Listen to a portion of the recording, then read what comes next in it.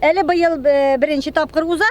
Монда инде bütün гырыф-гадәтләрне яңартырлар, без монда яңалык күрергә, үзебезнең белгәннәребезне башкаларга күрсәтергә дип, кул эшләре дә алып килдек. Ярминкәләрдә катнашырга дип тә бик нык әзерлек белән килдек.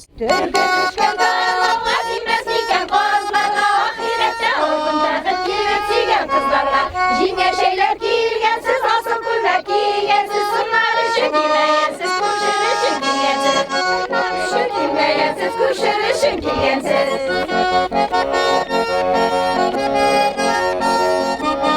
Әйдә, тигез машинаны бушатырга кирәк, хәзләп табырга кирәк. Мин кирмән җыенына кош төрдә пешереп алып килдем. Самовар ойнап тора, азанда плов пешеп тора. Кирмән җыены ул татар халкының гырыф-гадәтләрен онытмыйча, матур итеп, озын итеп яшәргә кирәклеген аңлата. Халкыбызны берләштерә, бер-беребезне күрәбез, шушында очрашабыз. Уста куллар түгәрәге бар безнең аккафаклар инде, группасында дип әйтим инде. Шунда кул эшләре белән заниматься итәбез. Менә кышның кыш буе һәрберебез икешәр сөлге чигеп чыктык. Мин бу җырны җиләк җыйганда уйным. Хәзер мин бу җырны сезгә уйнап күрсәтәм. Хәзер.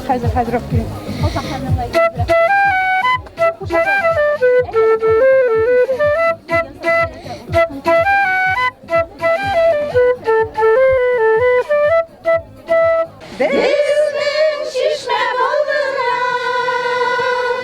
киле балкына, учларымнан авыз итсәң, йөрәгемә ял булган. Учларымнан авыз итсәң, йөрәгемә ял булган.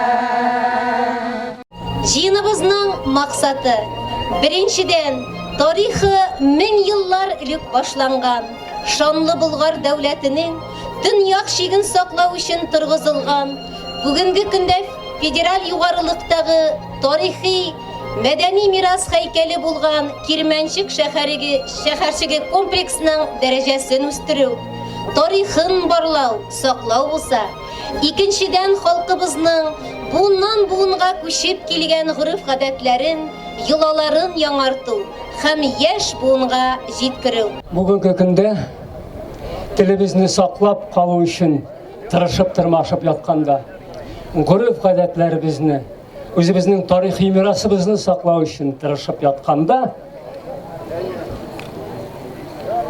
киртәләр бик күп. Менә шушы яңа бәйрәм Кирмән җыены үткәрүче сезгә, халыкка һәм әлбәттә инде беренче рәт администрациягә бик зур рәхмәт әйтәм. Хәзер без утырып тора торган урын Кирмән.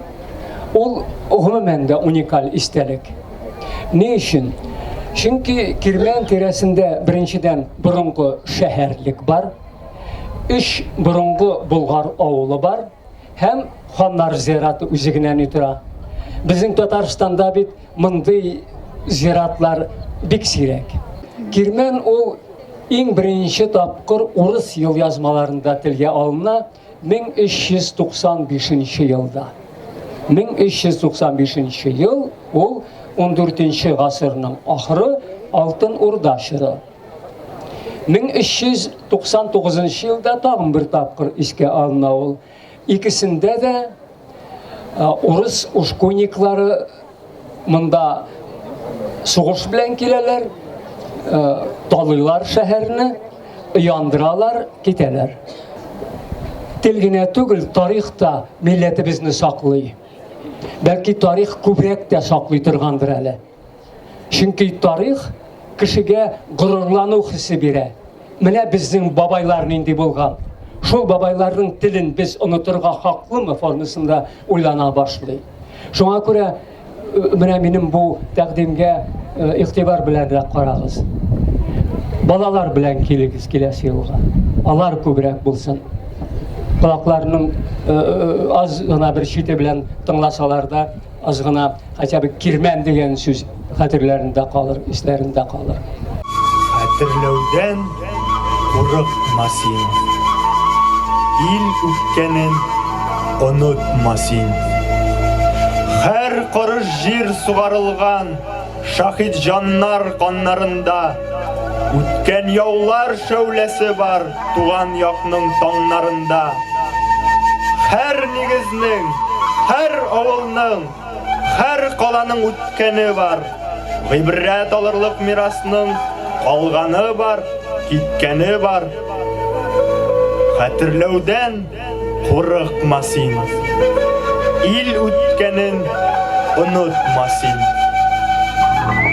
Ә без исән, исән. Үлгәннәр дә әнә дәшә җирдән, судан, һавадан. سمع الله لمن حمده الله أكبر الله أكبر